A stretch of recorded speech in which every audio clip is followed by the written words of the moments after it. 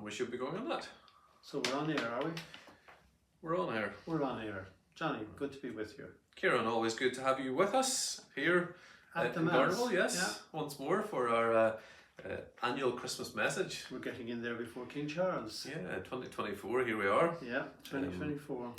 We did this last year for the first time when we just shared a Christmas message with our listeners and asked them to maybe think or reflect about their year past, and then maybe think about what lies ahead in the future, and just wish you a Merry Christmas at this point. And it is, we're not far away from Christmas. We're recording this on the 19th of December, Yeah. so we're only a few days away, as you can see, because we're now posting these on YouTube as well. And as you can see, for those who are on YouTube, Johnny has his Christmas jumper on. And as you can see, for those who are on YouTube, Kieran doesn't. Never wear them. You say you don't even own one either? What? And no, I think they're horrid. Why? I just think, Wallace and oh, no, thank you. Well, you could get some classy ones. Uh, What would be on a Christmas jumper if you were to wear it? I think it would have, I don't wear Christmas jumpers. Oh, very good. Oh, well, we might look into that for next year then.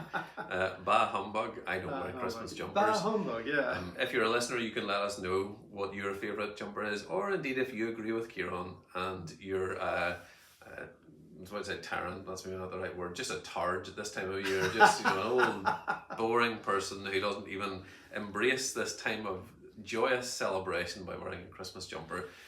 I think maybe next year then I'll surprise you and turn up in a Christmas jumper. I don't like Christmas jumpers. Christmas jumper. Bah humbug. Bah humbug, yeah, indeed. I'm sure we might have some of those available for you. Speaking of preparing for Christmas, so Christmas jumpers is one of my way, and in church we even encourage people to wear Christmas jumpers each of the Sundays leading up to Christmas. Oh, very good. But you'll do something different. I think we do as well at the same time, but you like your Advent wreath and your candles? Oh, we make a big deal out of Advent, yeah. Now the Advent wreath and candles, I can take it and leave it. It really is only a calendar. It's just marking the 4 weeks of Advent. But I suppose at this time of year when it's dark and everything, candles are lovely. Yeah. And we have a massive wreath in Clonard at the moment. And yeah, we light it. We say a prayer every Sunday morning at the Eucharist and light the next candle. Okay. And for those maybe who don't have an Advent wreath in their own church, or there are different colours to them, so can you describe those, or even the themes of the Sundays? Yeah, so for 3 of the Sundays, the first, the second and the fourth Sunday, the candles are purple, but this is really delving into Catholic liturgical colours. We're not prepared for that? Not prepared for that. Okay. Though I've seen them, I know I've seen them in Presbyterian churches as well. The purple is the liturgical colour in the Catholic Church for the days of Advent. As with the Anglican Church. As with the Anglicans, any church that, not unique to them. yeah, The rose-coloured one is the third Sunday of Advent. Okay. And back in the day when the Mass was in Latin, there was always an introductory text from the Scripture, and the text is from Paul. Rejoice in the Lord always. Again, I say rejoice. So rejoice in Latin is Gaudete, and we call it Gaudete Sunday. So it's almost as if the joy of Christmas is bursting through the purple. So you have this rose-coloured one. Okay. And we use rose-coloured vestments on that day and one day in Lent as well. Okay. Well, you can go online and see that at Clonard. See it in Clonard, yeah. You'd see that. We don't have the liturgical colours in the same way, but we do have the Advent wreath, so each Sunday we have a lighting of the candle, and then the last Sunday on Christmas Day is obviously the centre candle, the one that is white out of them all. Well, the very first Christmas I was here in Belfast, I went over on Christmas morning to Fitzroy Presbyterian and Steve Stockman, and I walked in, and the first thing I saw was a crib. I wasn't expecting to see a crib in a Presbyterian church. Okay. Now, maybe you do have them, I don't know, but I wasn't expecting to see it. And I said to a lady, I said, you have a crib here in the church? Oh, she said, it's a Clonard thing. I said, right, okay. And then I spied the Advent wreath, and I said, oh, you have an Advent wreath as well? Yeah, it's a Clonard thing. It's a Clonard thing, yeah. I think you had maybe shared that with me previously. I think so, in yeah. that we don't have a crib as such either. So we have the Advent wreath, and we have our various Sundays, and we have our Christmas jumpers which come out each Sunday of Advent. But it was interesting, a few years ago My sister-in-law and her family were over from Aberdeen, and they had I think she was then maybe 6 or 7, and they came out on Christmas morning for our Christmas morning service, and she was totally shocked by the fact that we didn't have a baby Jesus. Oh, okay. So we didn't have the crib, we didn't have the kind of full setup, we just had the front of the church as it normally would be and was, and so she was totally baffled by it, and it did make me think that it was a good point. Now we have a nativity service as one of those services leading up to Christmas, so the children take the service and we'll put on some kind of performance about the nativity story, including the innkeeper and animals and all the various bits and pieces. This year there was an interesting, and so we obviously have the crib for that, and Mary and Joseph are there, and the baby and the donkey and the cow, and the innkeeper, Elijah was the innkeeper this year. Oh, good for him. And said his words very well. Caleb was a very angry King Herod, of course. So, well, what would you expect? Herod yeah, was. King Herod.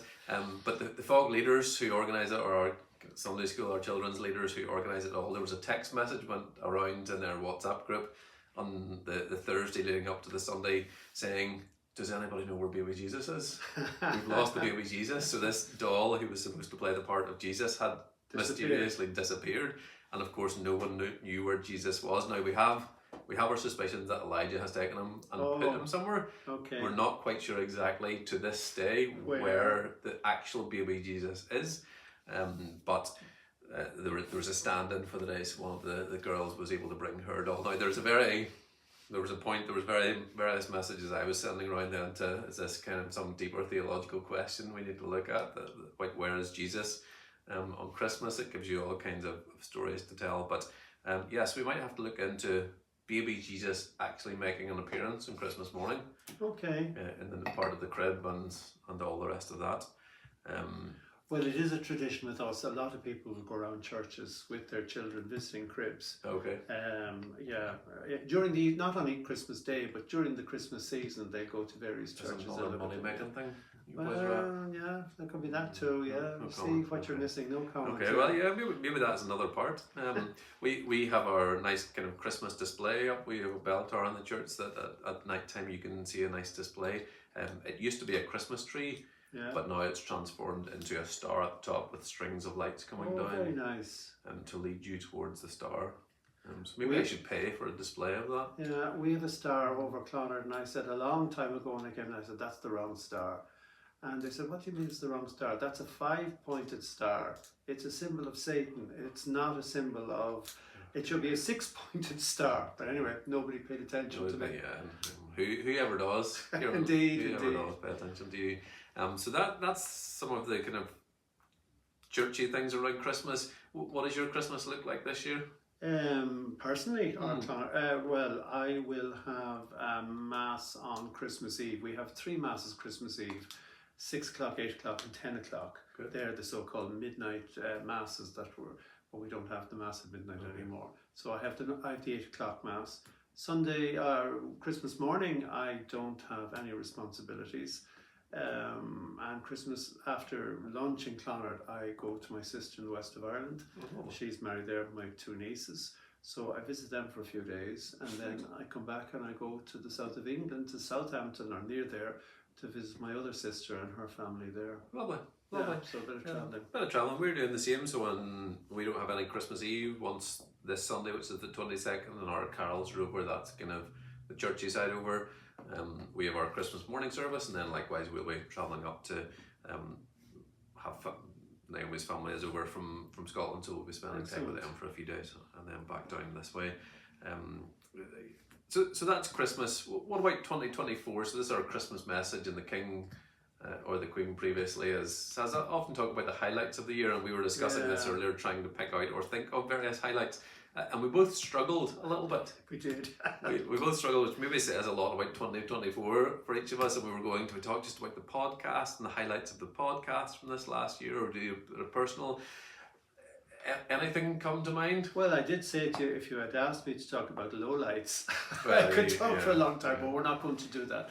Maybe we could all do that more. No, recently, yourself and myself, we were with some of my family in the waterfront for Handel's Messiah. I think that was your first time. It was, yes. And I enjoyed it very much, but I enjoyed the fact that both you and my sister and her husband were enjoying it because they hadn't been to it before. So that was a nice way to finish 2024.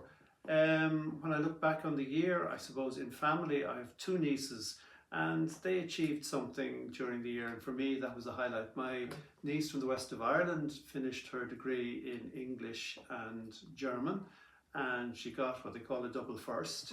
And of course, when she was doing her exams, I didn't do very well, I failed my exam, I won't.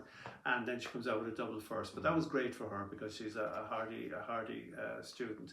And then I have a young niece over in England. She's my youngest of my nibblings, as I call them, siblings and nibblings. Okay. So she is 15 and she loves Japan. I've been telling you about her. So, I think from about the age of 12, she was teaching herself Japanese. She went to Japan in 22. So we said to her last year, why don't you register for the GCSE in Japanese? It's not taught in the school. So she prepared herself and she got a star, A++ in it. So I was delighted for her, absolutely delighted. So they were 2 highlights. Yeah. Then I decided in the middle of the year that I had too much weight on. So all that fine eating and Clonard. All that fine eating and Clonard. So I've managed to lose 10 kilos since the summer. And interestingly enough, that's when we started to do the YouTube videos. So the 2 go hand in hand. Yeah. So that was a highlight. In the political world here in Northern Ireland, I think I was very happy when the Assembly came back and a new executive was formed. Now I know commentators and political correspondents would have their criticisms about what has or has not been achieved, but the fact that it's back and that these parties are working together, I think is hugely important. So the coming back of that for me was, I think, a highlight for Northern Ireland. In general. Yeah, well, that's good.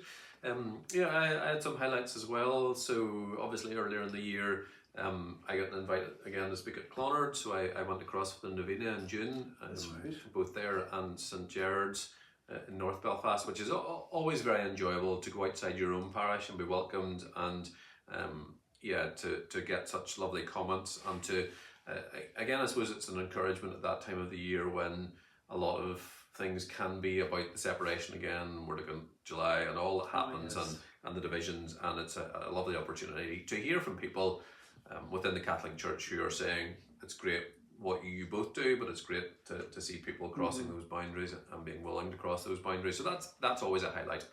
It's always a highlight for me to be invited to speak there and to take part. I suppose another highlight is when you see, for me, the 2 boys who are now 7 and 4 kind of moving on in years. So Caleb's now in P4 and Elijah started P1 there in September. So it's always just those little moments where they're stepping on, and it's a highlight to see them go forward. And then yes, the Handel's Messiah then, just a matter of last week or so was very enjoyable. Now it wouldn't normally be my cup of tea, that style of music, but excellent to see and be part of and to hear. And I think I would go again because now I would understand it a little bit more. Yeah, Baroque music. Yeah, I have to say I like Baroque music, and Handel particularly. It's very long. It is. It's very, very long, and there's parts of it that I could fall asleep to, but generally I love it. I probably come from a musician's point of view, or a musical background, so you're admiring. It was the first time seeing the Ulster Orchestra. Oh yeah. So exceptional, and just to see all the dynamics and that and all that goes on. How everyone playing their instrument and that. Oh yeah, and the timing and everything. Amazing. So a good highlight, and then just.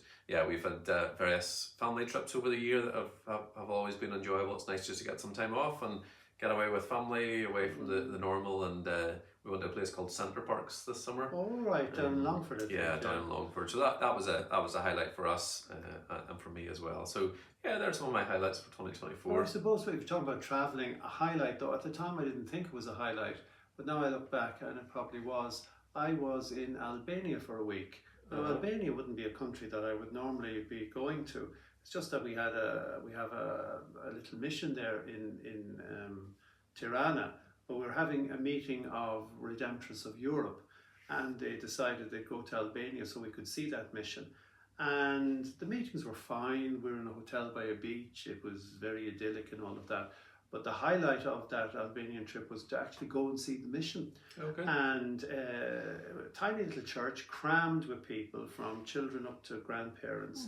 And there was one man at the beginning spoke of what it meant for him to have that mission there. And he had lived through the years of oppression during the Hodja years, and how everything was different now. And he was talking Albanian and was being translated into Italian and from Italian into English. But it was very moving. When I look back on it, it was a highlight to have been there at that. And then when I think we said it before on a podcast, when the mass was over, they came out into Little Square and there was dancing, but yours truly was not in the dancing. But anyway, I witnessed the dancing. But it was a highlight to have had that visit.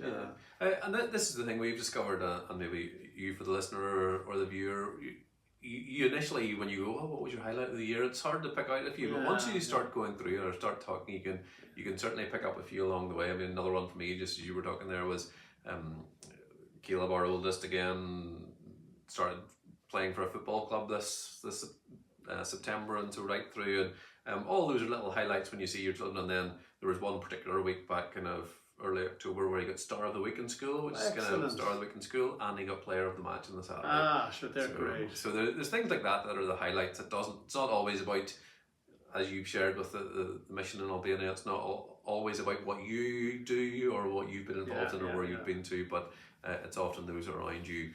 And hopefully then that this Christmas, at the end of this 2024, you'll be able to experience that. Do you want to leave us with a little theological thought? You're the brains behind this operation. And you're the creative director. When I come to Christmas every year, at least the last few years, when I think of it, when I think of what we Christians believe and know to be true, that God, the creator of everything, all the beauty in the universe, that God chose to become one of us, it still blows my mind, you know? It still blows my mind. I don't know if I've said it to you before, and I hope I can remember the words now. There's a little moment in the Mass where, as the gifts are being prepared, we take a drop of water into the wine. And the prayer is, by the mystery of this water and wine, may we come to share in the divinity of Christ, who shared the dignity of our humanity. And I love that little prayer. And it's a real Christmas prayer. Like we have two things going on at Christmas. We have the solstice festival, which is, you know, all the festivities that are going on, and they're to be enjoyed. But at the core of it for us who are believers, there's this amazing mystery that God became one of us. And sometimes I just wonder, you know, my congregation in the past used to preach hellfire and brimstone to frighten people into believing and following Christ. And of course, when you think about now, frightening people into doing that, whereas the Christmas story really carries the amazing love that God has for each human being. And I say for each human being because I think one of the things in the course of the year that was a challenge was that we can be so at times connected in our own relationship with God that we forget other people are equally connected in their relationship with God, but we might label them as whatever, different or migrants or whatever, and say, oh yeah, well, God loves every single one of us, and that's really what Christmas is all about. Yeah. Lovely. Anyway, that's my thought. That's the message for you this Christmas. Kieran, it's been a joy. Lovely. As always, we've had some good discussions this year. We have, and please God, more in the coming year. We've covered a lot of areas and a lot of debates and a lot of discussions, had a lot of people on. And thank you to our listeners, to our viewers now who have joined us in this journey. Or this conversation, really, we always say it's you're eavesdropping on a conversation with us. But please, like any conversation, feel free to get involved. We're still going through our kind of listeners' questions, so if you've got any questions. Oh, another highlight just struck me. Another highlight, last Sunday I came out to prepare for the 11 o'clock Mass, and these two women approached me, an elderly lady and a younger woman, and they said, "Are you Father Kieran?" And I said, "Yeah." "How's Johnny?" And I thought for a moment, Johnny Tanner. No, Johnny that does the podcast. Oh, I said he's great. Oh, we listened to your podcast. We drove from Newcastle to London and we listened to one after another on our journey. Wow. And I said, so he said her niece had given her a present to come to Belfast and she wants to come to Clonard and hoped that she might meet either you or me there. So that was a little highlight. That's a highlight. Yeah. Every blessing to you as you listen, wherever you might be. Absolutely, in Liverpool. We don't know your name, yes. I think you might have been in touch actually, that rings a bell. But next time you're over, we'll have a little cup of coffee with you, get in touch. We're always happy to meet and hear a little bit more. But every blessing to you, every highlight for you through this year, and grace and peace. Grace and peace for a happy Christmas and a blessed New Year. Nice. We carried it off. Yeah. Grand. That was good. You see, you always come up with the goods. Oh, stop.